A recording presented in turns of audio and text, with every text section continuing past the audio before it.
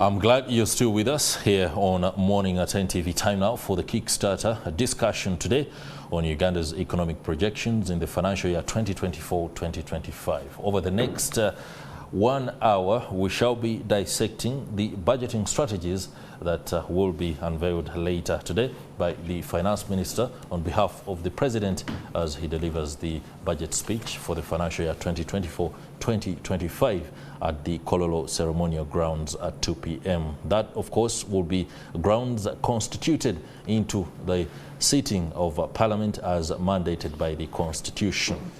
I'll be introducing my guests very shortly who will be helping us with a perspective and also views and personal opinion on the goings on in as far as the budget is concerned. A preamble first, Parliament passed the national budget for the financial year 2024-2025, approving a total expenditure of 72.136 trillion following the passing of the Appropriations Bill 2024 on the 16th of May, reflecting a significant increase of 14.050 trillion from the initial budget proposal of 58.34 trillion Uganda shillings. The budget comprises recurrent expenditure of 18.9 trillion and development expenditure of 34.7 trillion, with a total amount including a statutory expenditure standing at a staggering 72.136 trillion Uganda shillings. Uganda's fiscal policy review has been analyzed with the need to strike a balance between infrastructure and human capital development, as well as re-engaging development partners, especially under the programs geared towards human capital development. I'm joined on site on my immediate left, Alad Senyondwa, Director of Policy Research and Advocacy at the Uganda Manufacturers Association. I also have with me on his immediate left, Fred Walugembe. He is John Walugembe, my apologies for that. You're the Executive Director at the Federation for Small and Medium Enterprises, while on my extreme left is Julius Mukunda, Executive Director at the CSBAG. You're most welcome, gentlemen. Thank you. Wonderful. For the last 1.5 hours on Morning at NTV, I have gone on and about the budget, trying to ensure that we set the pace, but also allow for, by the time 2 p.m. comes through, when the budget is read, when Ugandans have an idea of exactly what is going to be read to us.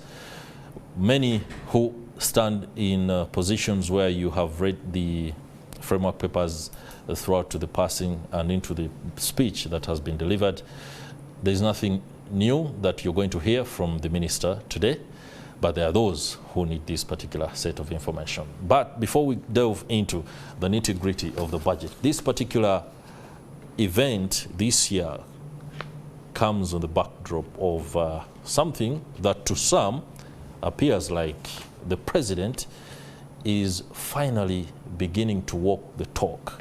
And I'll be very specific, to some. While to some elements still, they think this is apparently the latest scene in a script that has been typical theater in fighting corruption in this country. I'll give each of you an opportunity to reflect on this particular perspective.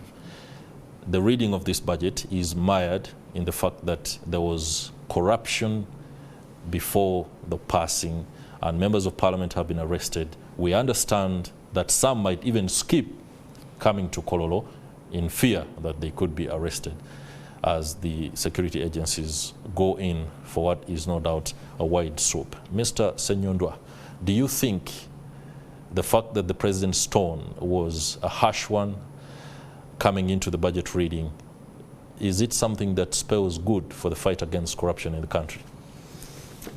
Thank you, Mr. Moderator, and the listeners of this morning program. As we approach the budget and the corruption issues coming around, I just want to remind us all that the challenge we have with corruption is it removes away money from the productive sectors. So whatever move is towards alleviating, reducing, removing of corruption is only but good for the economy. Now, whether this is consistent and persistent over a period of time, whether it can be managed, we will see about that. But from the productive sector's perspective, anything that supports increase of money in removing money away from diversionary means and putting it into the productive sector is good for us. So, but we will see. We will see. No one is guilty until proven so. So everyone is innocent until then. But if it is true, it's a step in the right direction. But we will see. Mr. Walugembe. Well, we can't. First of all, the president said that he found that there's a cartel. That's what he called it. Of parliamentarians, of officials in Ministry of Finance specifically, and others that inflate the budget towards corrupt tendencies. So, considering that Ugandans go through a lot of pain to pay tax, and this year you is expected to collect 32.3 trillion, it is important that we do not have that money being misused or going towards purposes that are not intended. So to the extent that that is being addressed, I think it is a good thing. We all want a process that is credible. If the budgeting process is fraudulent, then it means we are all feeding into the wrong thing. We are discussing nothing. Because it means that even if they say we are allocating 9 trillion towards human capital development, we don't even know of that money, how much is actually going to go towards human capital development. So I think the budgeting process should not be tainted by such things, and to the extent that the president is moving against that, I think it's positive. The members of parliament, I think it should be a lesson really for them that they are there to represent us, not to become rich. They can always make money through business, just like no, I'm not saying I'm rich, but I'm saying business people who struggle to make a living. So,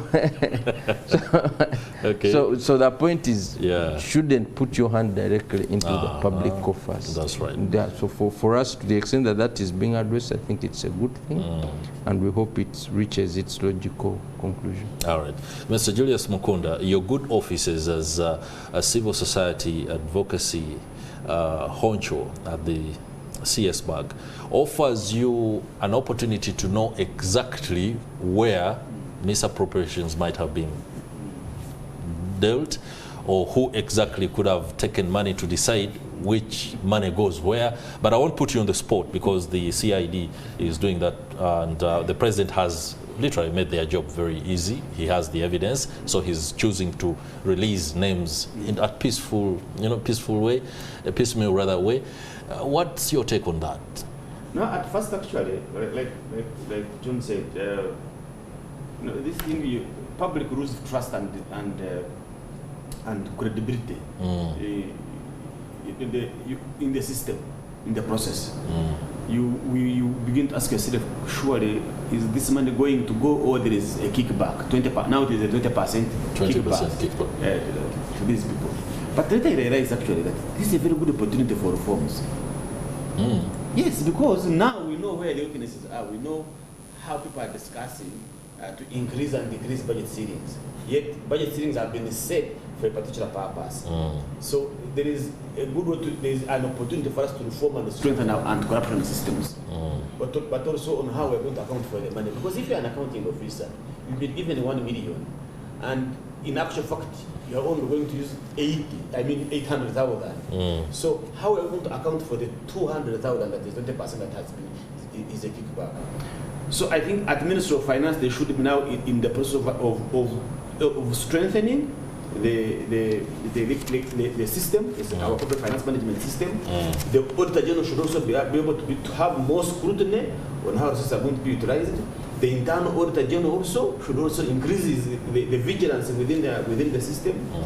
And probably this can help us that in the near future now, members of Parliament, the Legislative Assembly, can begin to think that really nobody is above the law. And by the way, even these former ministers of the Mabati, now we have the MPs. How I wish is that this investigation is not just scene one. We can ensure that we have more scenes coming. That's right. And everybody is brought to book.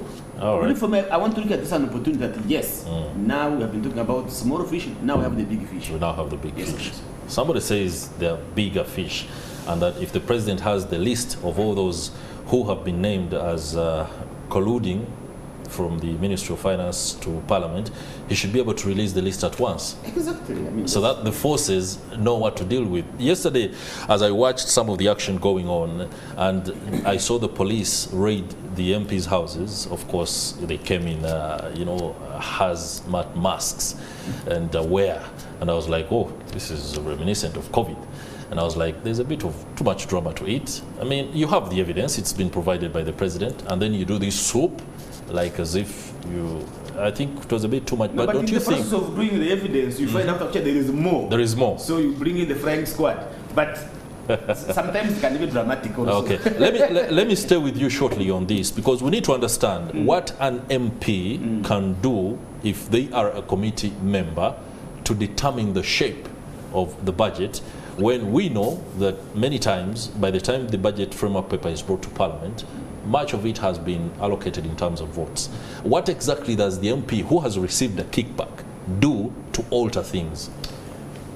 This scenario, I think it started with Honorable Gorobi. On how to, when the government brings the budget, and then they would say, no, there is too much here on workshop, reduce this amount of money. And that was a good move. But the only challenge was that then you start allocating what you have cut. And that is not your responsibility. Okay. Because as an MP, you can say, this budget, look, you are putting money in Rubowa, and we know it's a ghost project. Yeah. So please don't put it there. They have that role. But you can't say now bring that money and take it to build the school in my constituency. Already those are the signs of corruption, that actually you are trying to reallocate resources to suit your own personal agenda. That's right. Which they are not supposed to do. So and that's why the problem is. That's one. Two is, you can't, because everybody is crying that there is no money. Every agency in the government says money is limited. You can't begin to say, no, you know what, if you give me 20%, I can influence my members of parliament to be able to give you more money. Ceilings are set for a particular purpose, because government has priority to say, these are our growth sectors, and this is where we want to put money in. It's like we want to build the Jinja Express Highway, and you say, no, as a parliament, we don't think that is important. For us, we want to first build a bridge between my constituency and my market, and a particular market. No, it doesn't work like that. So they should stay in legislation, and this one stay with the executive powers of allocating resources and planning for development. So you don't mix oversight again with implementation. Oversight goes with monitoring, not with implementation. So, and if you decide to say that you are reallocating money for your personal project, then how are you going to oversee whether that project that you have put money in is working? There's already a conflict of interest. So you want members to stay clear of that. You can decide and say, these expenditures, we don't want them in the budget. They are extravagant, they are unnecessary. But you can't then say, now we want you to put them here. Okay. You can propose, but you can't really do that. And then the kickbacks. Who pays the kickback, and so to who, has been my challenge, and for actually. what? Yes, that's because if you're an accounting officer, you have been to ask for 20%. How are you going to account for that money? Because accounting for that money is going to be outside your normal operations. And the Auditor General should be able to capture that. And now we're going to put a spot on the Auditor General. Because if this has been going on for quite some time, and the Auditor General has not been able to get it, then Mr. Auditor General, please, you need to come up and tell us whether actually you've been looking at these books very keenly and scrutinizing them very well. Okay. Yes, please. All right. Now, that is well understood. I needed us to be very clear so that we can understand the foundations that the president is acting from. Because you might look at kickbacks and you're wondering, was this guy paid the 20% so he can say, Minister of Works gets this instead of the other? Stuff like that. The issue, Chris, the issue, Chris, is that the budget committee, and I think that's where most of these things most of the culprits are, is that you're supposed to justify, you know, because the role of Parliament is appropriate. Appropriate, yeah. So if I say I need 20 billion for this year, I'm supposed to justify why do I need that money. And Parliament can say, well, you asked for 20, but we believe you require 10. So what has happened is that if you ask for 20, they talk to you and say, you can ask for 40. And when they go there, they say, yeah, I think this agency needs 40 billion. And so they always have reason. And when it comes aligned to NDP forward, not and stuff. So you're given 40 billion. So for you, you needed the 20 initial. So it means you can take your 20 and do the work. You can retain additional 10 billion to do, you know, to misuse. And then that 10 billion can now go back to these guys who have made these things happen. This is the core. This is what happens actually. Okay. That some agencies are given more money than they initially required. Then some agencies. So in fact, this is a distortion actually, because it means that if you are unable to speak well, and I think in this particular case, the chairperson of the Human Rights Commission may have been uncooperative. You find that your allocation is cut. Is cut. So it means this kind of practice is distortional, really. Okay. Yeah. But you see, it goes back to what Julius is asking. How do you then account for this extra 20 that you have that then comes in your docket? You see, for us, with our mother ministry, we have been suffering, and you know, John is causing us trouble. We have been suffering a budget cut to the Ministry of Trade, Industry and Cooperatives for over a period of time.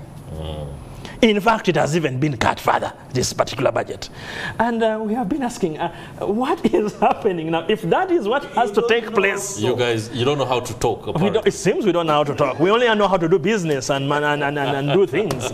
But in any case, it is very important that we such things don't happen. All right, allow me to stay with you, Mr. Alan Senyondwa. Yes. You, the Director of Policy Research and Advocacy at the Uganda Manufacturers Association. You are quoted by one of the newspapers in the run-up to today's budget reading as saying this is program-based rather than sector-based. I don't know whether this was a disappointment or it was an approval of the budget. What did you mean? So what we mean is this, that we have moved away from sector-based budgeting to program-based budgeting. But what we are seeing is that even as we move towards program-based budgeting, the sectors still play a huge role. I am responsible for the industrialization of the country. And that is what is driving my passion, my thoughts all the day. And then when you see that in the programs, yes, they have divided industrialization into agro-industrialization, mineral beneficiation, and manufacturing. And then you see that, for example, agro-industrialization, the program is based in Ministry of Agriculture. Ministry of Agriculture is an agricultural farmers-based things like that. When you look at the agro-industrialization budget alone, I think it only has 6% industrialization. So where is the industrialization in agro-industrialization? Where is it? When you go to the mineral beneficiation, most of this is extraction, reporting, and this and that. So where is the mineral beneficiation in that budget? Then when you come to manufacturing, which is supposed to be the core, the budget has been cut. And has been consistently cut over a period of time. So when we talk about industrialization, you come to ask yourself, where is it going to take place? Because on the one side, we know that we are being told conducive environment for industrialization is what government is supposed to do, but we are supposed to industrialize. But the challenge we have is the primary industries. The ore extraction, the iron ore, the cement, these are huge investments that you need to have government move along with you. That's right. So if you're not going to invest in these things and you're telling the Juliuses of this world and people to come and invest, they'll look at you and say, okay, tell us, how are you investing in that sector before we invest in that sector? So that is the challenge, and it happens for the productive sectors, all of them. Even as we speak, the agro-industrialization budget has also been cut. So how are we going to move growth from the 5.3? Remember, our population is growing at 3.2. So the actual growth is about 2 point something %. The what you feel in your pockets. So how are we going to move from the real to the, and you know, we have to move our economy, and this is a good discussion we have to hold. Julius here began with things. It's a very good opportunity for some of us. How would you move this economy from 50 billion to 500 billion within 12 years, not growing at over 10%? What magic are you going to play? So until you see that you are able to grow to over 10%, then we can begin to believe that we are going to get to the 500 billion that we so envisaged to have. Interesting there. I'm sure John Walugembe does share many of the sentiments, because he is in a subset of your industry. Not necessarily. Not necessarily. Yeah, not all SMEs are in manufacturing. Ah, all right. But looking here, for example, at SMEs, farmers and producers, there is an overlap that usually happens. But when I look at 74.99 billion Uganda shillings that has been allocated to small and medium-sized enterprises, particularly in the manufacturing and export sectors, they stand to gain from the investment for industrial transformation and employment program. No, I think there are several programs, and not just that. Not just this. Through which SMEs will benefit. Yeah. Of course, there's the parish development model. There's the Uganda Women Entrepreneurship Program. Yeah. There's the Youth Livelihood That Funds. one is taking 13 There is billion. money that has been put under the Uganda Development Bank. So the number of these initiatives through which SMEs can potentially benefit through the budget. And if we look critically, in addition to these affirmative action programs, SMEs should also interest themselves. When they say human capital development, in there, you're talking about building schools, we are talking about building hospitals, we're talking about repair, we're talking about supplying things. If we talk about governance and security, I don't know that SMEs are involved there. I think they might. Maybe, don't know if they manufacture supplying boots, but they can definitely take advantage. So we shouldn't just restrict ourselves to those affirmative action programs. We should also look within the budget and see where can we benefit, and that's where the issue of public procurement comes in. We must have a system that's fair, where everyone can compete and get a contract. That's right. My concern lately is where big contracts are being ring-fenced for UPDF and other actors. The challenge is, if you're giving these big contracts to UPDF, I also want to see them paying tax, to be one of the biggest taxpayers, because you can't be picking money from the budget and you're not returning anything. You see, this is the whole point.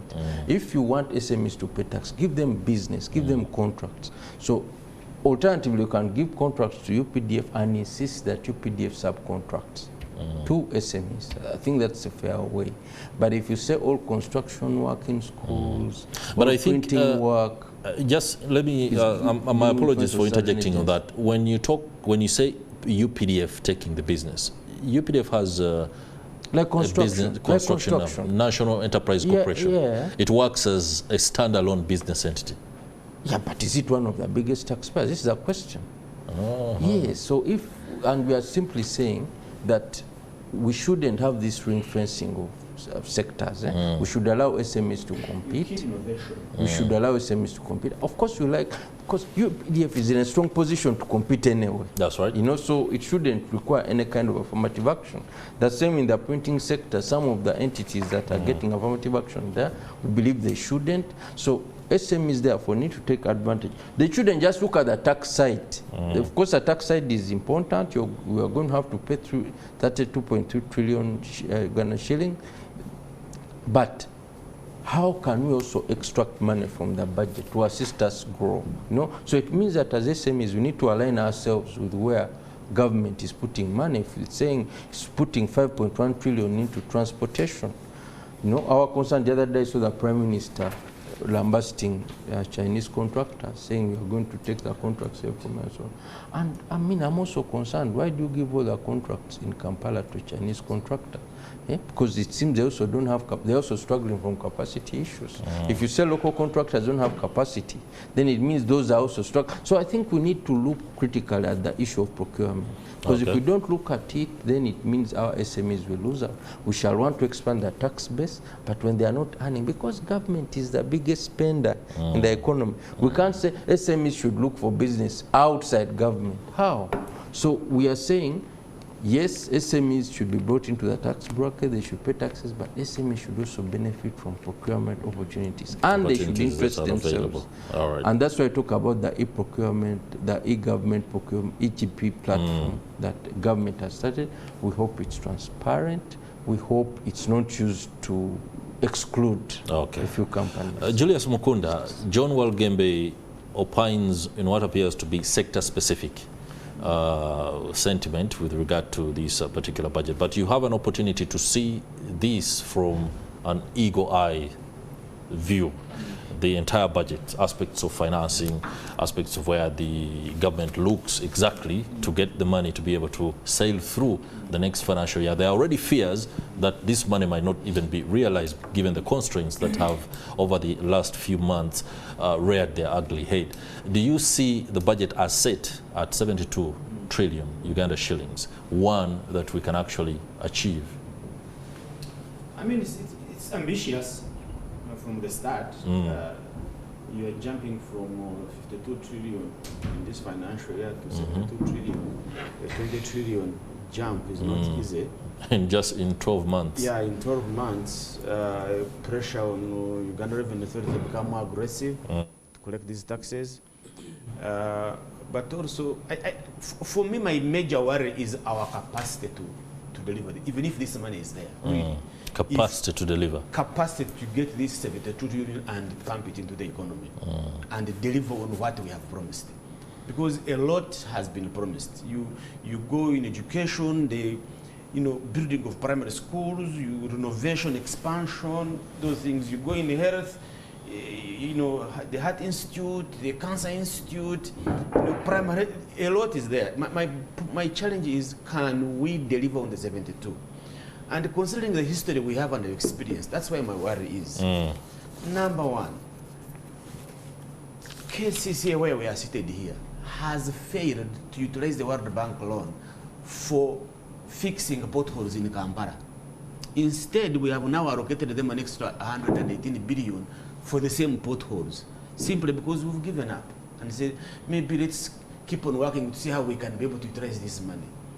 14.4 trillion of disbursed loans are out there. And we are paying a commitment fee of 100, this year is 114 on terms of fines for not using that particular loan. Money is there. So is the question that we don't have the money, or the question is ourselves to deliver on these projects? What are those constraints to implementation? So I think number one is that we're never prepared to execute these projects. We're never prepared. And number two is we don't have the capacity, actually, in terms of these complicated projects. Some of these projects are very, very complicated. The Simba Dam, we have been on it for quite some time. Koruma Dam, we have been on it for quite some time. Ginger Express, we were talking about Ginger Kampala Express, we talked about it for a very long time. Go to Busega. I mean, these are projects that are there, and you wonder why we can't finish it, simply because capacity to deliver. All right. But I think for me that we really need to get back, instead of trying to push this old man out. Get back, build our capacity, let's get prepared. We do small things. All right, gentlemen, I'm afraid I'm going to have to go for a break. We are at the bottom of the hour, over 8 a.m. Do stay with us if you can. We'll be right back after this.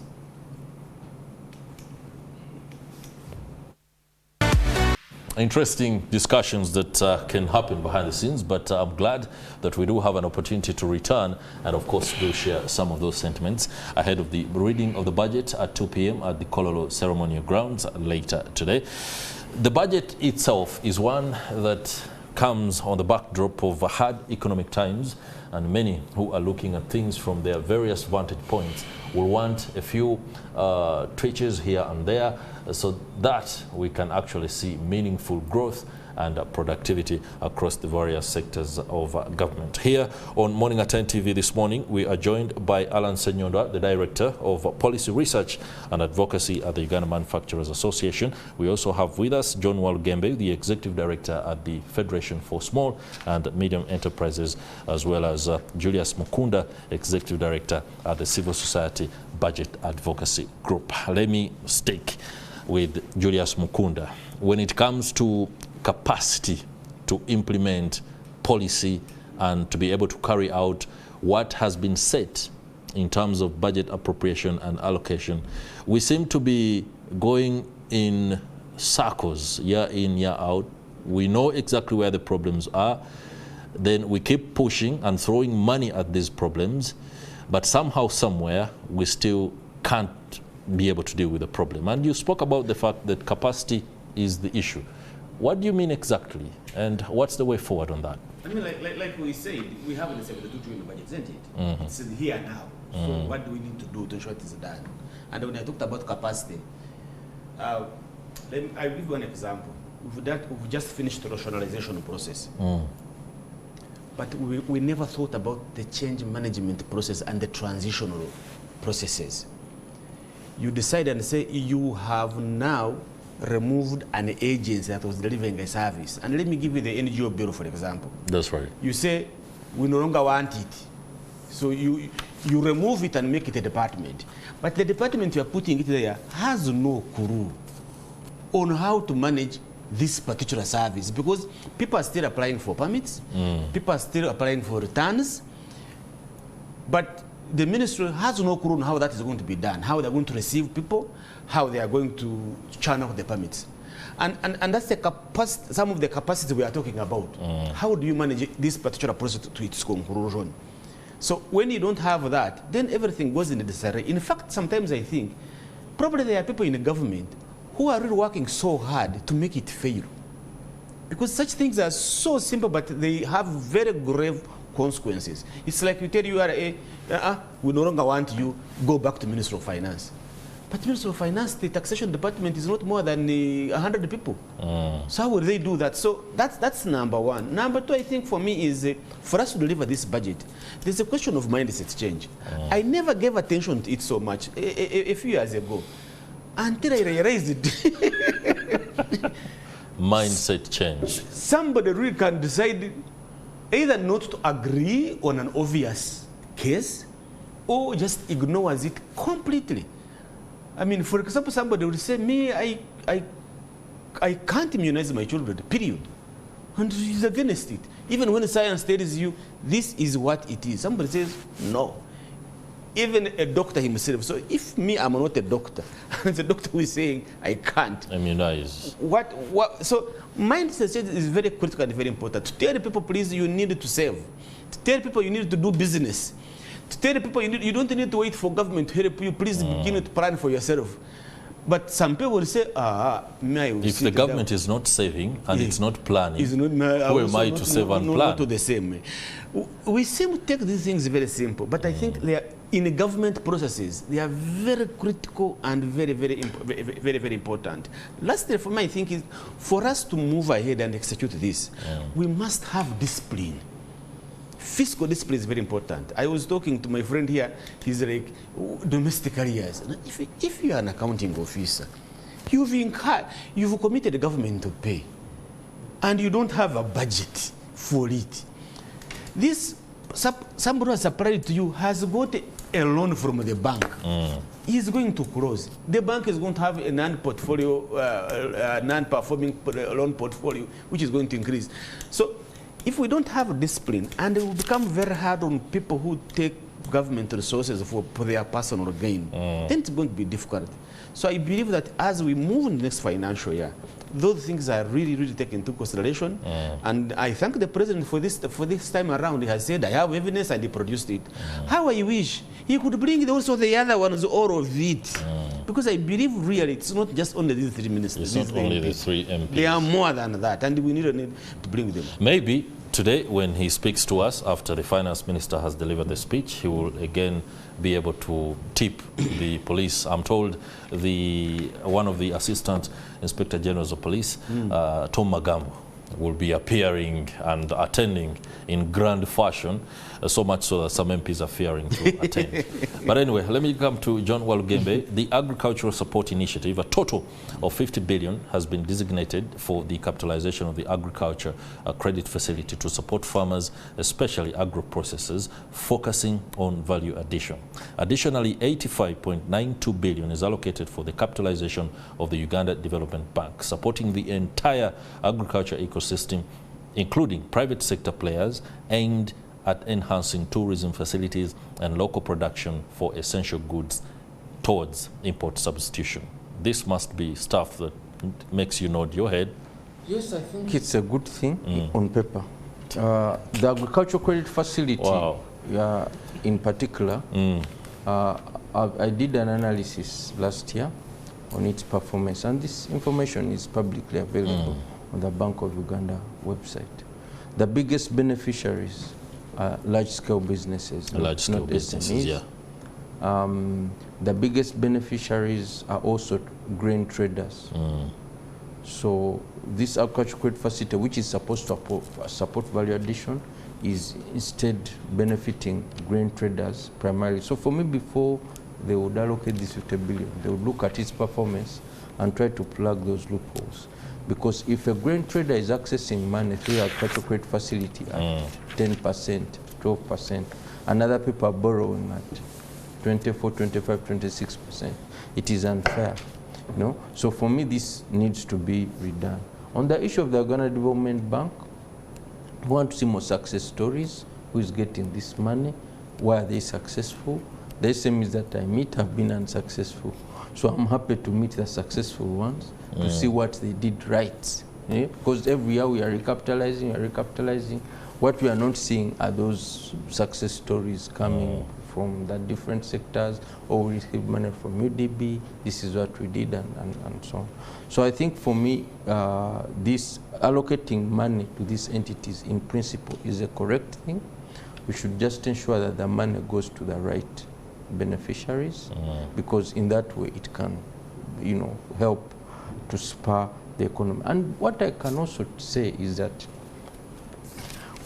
giving money to a lot of these initiatives, PDM, Myoga, and so on and so forth, is okay, but most business people want a taxation regime that is fair. Don't collect too much money and then you say you're giving it back to me. Leave it with me in the first place. This is the easier way. Because if you if you come and pick all of it to taxation, then you say, but you can come to UDB and pick it. I'm saying no. Tax me less so that I keep this money. You know, because now the reallocation that takes place through these initiatives, you are not sure how it basically happens. So most businesses would prefer that we have a lower tax rate and they're able to keep that money and they're able to keep afloat, instead of now picking it and then saying now we are giving you through UDB, through Myoga and things of that sort. And the other issue is that we must have a conducive environment that allows small businesses to start and to grow. Because at the end of the day, it's businesses that are going to be paying tax. The 55% of the budget is going to be financed through debt. And our debt, public debt stock is, in fact, it's over 100 trillion now. It's over 100 trillion. Yeah, this 90 thing was last year. Statistically, now it's over 100 trillion. We must stick to the last projected official figures. Whether realistically, but we are over 100 trillion. We shouldn't. We should allow the minister to do his job and the technocrats. Because if we are realistic, no, Chris, he will announce today and he will say we are over 100 trillion. That's right. So that the issue is that we must ensure that we moderate our appetite for debt. Most so when we are not sure how that money is going to be generated. I am concerned. I am so concerned about the 72 trillion thing. You know, a person who has been earning 200,000 cannot say that I'm going to spend 3 million. How? How? Show us how you're going to, what miracle has happened, and that's the question. What miracle is generating 14 trillion? This has not been explained very critically. And as long as that is not explained critically, it creates a lot of, we really wonder, how can you come and within one day you raise your budget by 14 trillion? So Julius Mukunda, shortly, you help us understand where we are in terms of our ability to even beat this debt dilemma. But let me first go to Alan Senyondwa and the manufacturing sector. I'm sure, reading through the various allocations, is there anything that is concerning that hasn't been paid attention to that you have put across over the years? Also talk to us about the fact that there is a shrinking ability for manufacturers to pay tax. Many are going out of business, or their businesses have been reduced significantly. I do not know where the fundamentals are going wrong, whether it's the political environment or the economic factors at play. What is happening? Thank you very much. Wow, that is a tough question. Why? Because I would like to inform the public out there that the UMA and Uganda Small Scale Industries Association, together with the Private Sector Foundation, together with the EPRC, carried out a study on the capacity utilization of our industries. And surprise, surprise, we are only producing at a capacity of 53%. So out of 100%, you're producing at 53%. And the question, therefore, that befalls us is why? And you'll have things like, one of the most important one is financing, the tax regime, the inability for consumption to go up. And what are we saying? Okay, how do we get out of this? Because until the industrial sector grows, a country cannot really significantly grow. That is right. Now, so because productivity is at the core of GDP. Exactly. Yeah. So now we are pumping money into the agricultural sector, and that is good. But the question we have been asking is, where is the aggregation mechanism to support the farmers to be able to have enough produce as raw materials for the industrial sector? Now, you need an aggregation mechanism. And the way you treat the agricultural sector cannot be the same way you treat traders, because of the way agriculture is done. So you need to ensure that farmers are well advised on how to plant, grow, and do things like that. But then the question is, after all, where do we sell the products? Let's attempt to throw that question to some economists at Makerere University Business School, where our very own Stephen Mbide is right now. Good morning, Stephen.